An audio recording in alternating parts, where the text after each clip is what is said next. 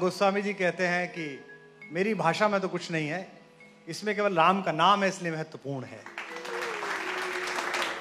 Corona शांति काल था। बहुधा हम बंधनों को बाध्यता समझते हैं, जबकि बंधन में होना बाध्य होना नहीं है। बड़े बड़े लोग बंधन में रहे हैं लेकिन वो बाध्य नहीं रहे हैं,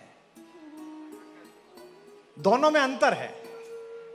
बहुत सारे लोग जेल में रहे हैं, गांधी जेल में रहे हैं, सुभाष जेल में रहे हैं, नेल्सन मंडेला जेल में रहे हैं।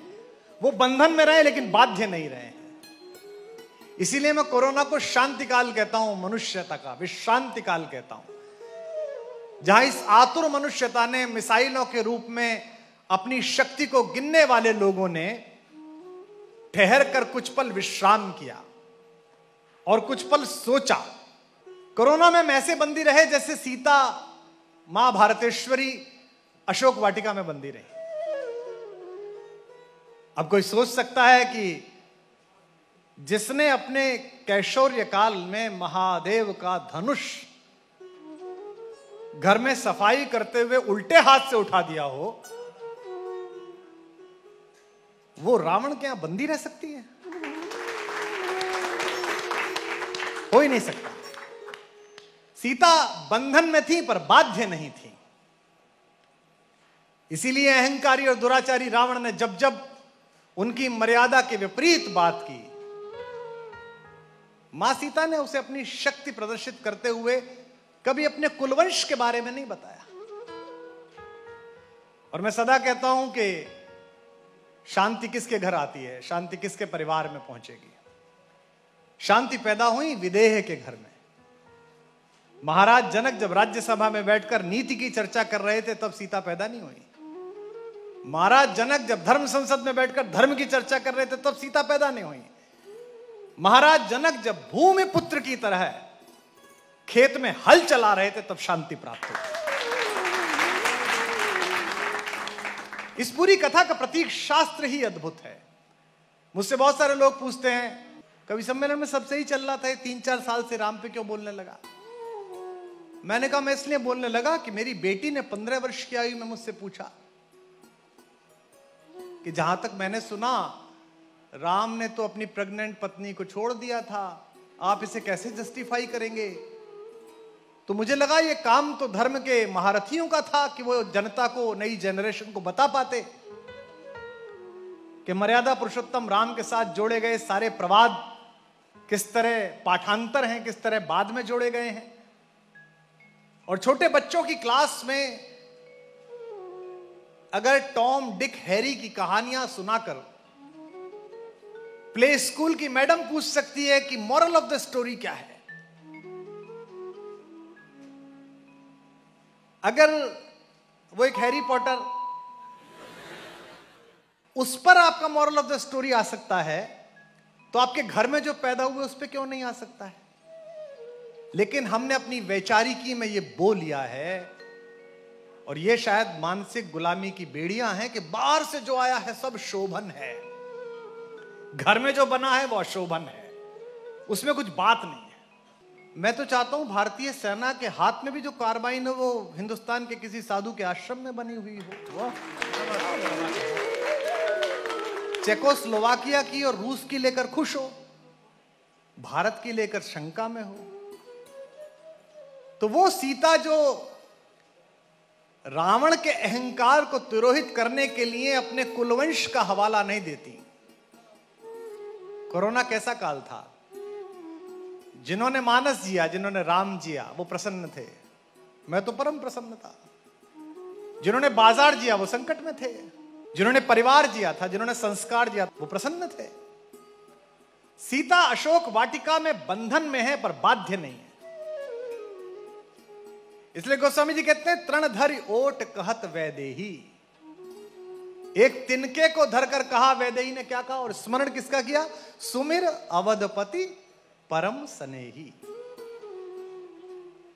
मेरे परिचितों में एक बच्ची मुझसे पूछ रही थी कि साहब ये मिथ आपके यहां बड़े अजीब हैं, तिनका रख के ऐसा क्या साहस आ गया कि तिनका रख के रावण डर गया?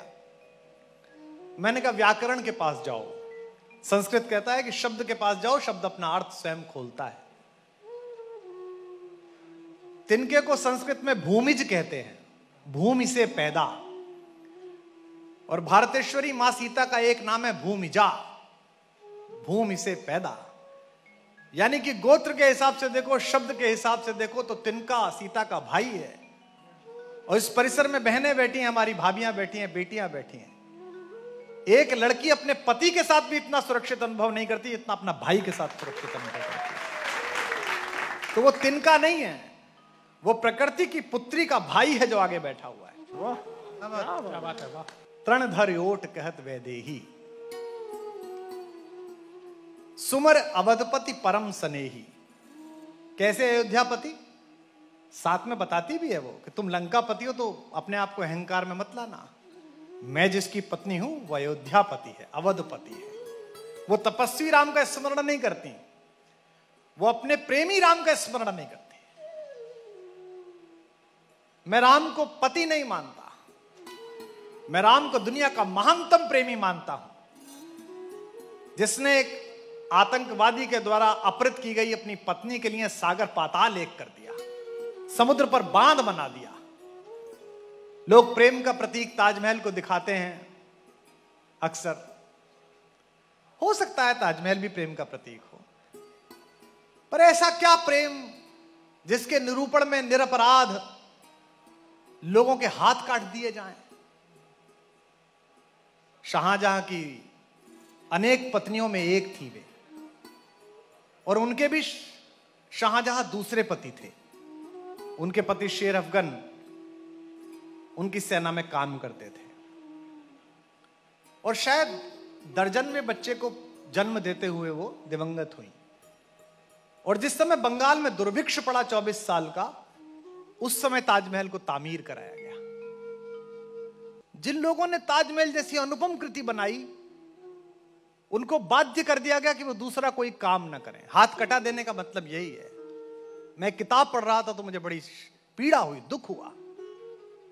जिन्होंने सदियों सदियों केवल पत्थर में से भगवान उकेरे थे, जिन्होंने सदियों सदियों प्राषाण में मूर्तियां स्थापित की थी, उन हुनरमंद लोगों को अपने हुनर से वंचित कर दिया गया, और उनकी पुत्रियों को, उनके परिजनों को, उनकी महिलाओं को नृत्य करके अपने रस को बेचकर घर चलाना पड़ा। अगर आप इसे कहते हैं कि प्रेम का प्रतीक है तो मैं असहमत हूं। इससे बेहतर तो प्रेम का प्रतीक बिहार का वो एक उपेक्षित दलित है, जिसने गर्भावस्था में एक पत्थर को पार ना करती हुई अपनी पत्नी को मरते हुए देखा और अकेला हथौड़ा उठाया और जीवन काट दिया, और पहाड़ की अस्मिता को चूर चूर करके उसमें प्रेम का रास्ता बना दिया। वो दशरथ मांझी ज्यादा बड़ा प्रेमी है। राम से बड़ा प्रेमी कौन है? कितना आत्मविश्वास है। सुमरि अवधपति परम सनेही,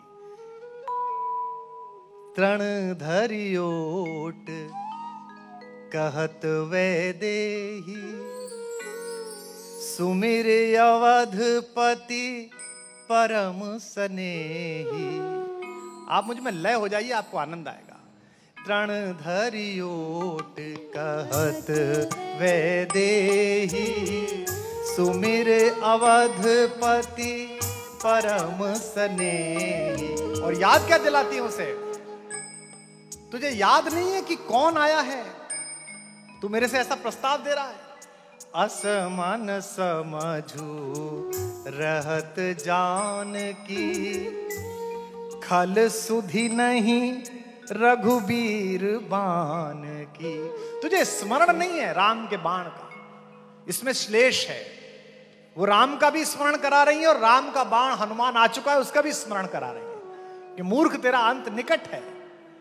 ये जो सीता का आत्मानुशासन है, अब जब उनके यशस्वी बेटों ने, भारत के लोगों ने मिलकर ये संकल्प कर ही लिया है कि राम पुनः उस पालने में विराजित हुआ जहां कभी खेले थे, तो मैं चाहता हूं कि उस मंदिर में इस बार राम अकेले ना खड़े हों, हमारी मां के साथ खड़े हों। सीता का विग्रह तो वहां लगना चाहिए।